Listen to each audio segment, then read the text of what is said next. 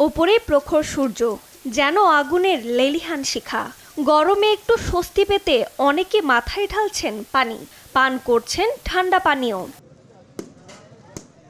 আবহাওয়ার চরম ভাবাপন্ন এই অবস্থা বিরাজ করছে পাকিস্তানের সিন্ধু প্রদেশের শহর জ্যাকোবাবাদে। তাপমাত্রা ছাড়িয়েছে 50 ডিগ্রি সেলসিয়াস। দুর্বিষহ তাপপ্রবাহে বেহাল জনজীবন। এর মধ্যে ভোগান্তি বাড়িয়েছে বিদ্যুৎ বিভ্রাট। কর্কট ক্রান্তীয় রেখায় অবস্থানের দরুন গ্রীষ্মীয় অঞ্চলটির তাপমাত্রা 52 ডিগ্রি সেলসিয়াস পর্যন্ত বাড়বে।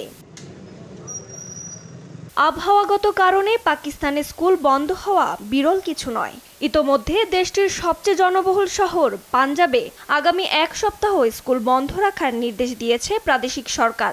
বৃহস্পতিবার এক বিজ্ঞপ্তিতে বলা হয়েছে, চলমান তাপপ্রবাহের কারণে আগামী কিছুদিন পাঞ্জাবের সব প্রাক প্রাথমিক, প্রাথমিক, মাধ্যমিক ও উচ্চ মাধ্যমিক সব स्कूल बंद থাকবে। डेज के अंदर हीट की वेव्स जो है वो बहुत सीवियर किस्म की हो चुकी हुई हैं। দেশে তীব্র তাপপ্রবাহ চলছে এবং সরকার একটি বিজ্ঞপ্তি জারি করেছে যে স্কুলের বাচ্চাদের ছুটি দেওয়া উচিত। তবে বাচ্চাদের পরীক্ষার জন্য স্কুল খোলা রাখা হয়েছে। শিক্ষার্থীদের সুরক্ষায় আমরা পানি সরবরাহ এবং জেনারেটরের ব্যবস্থা রেখেছি। কোন স্কুল কর্তৃপক্ষ চাইলে এই সময় পরীক্ষা নিতে পারবে। সেক্ষেত্রে অবশ্যই শিক্ষার্থী ও শিক্ষকদের স্বাস্থ্যগত নিরাপত্তা নিশ্চিত করতে হবে। রজনী রহমান, নিউজ ডেস্ক, দেশ টিভি।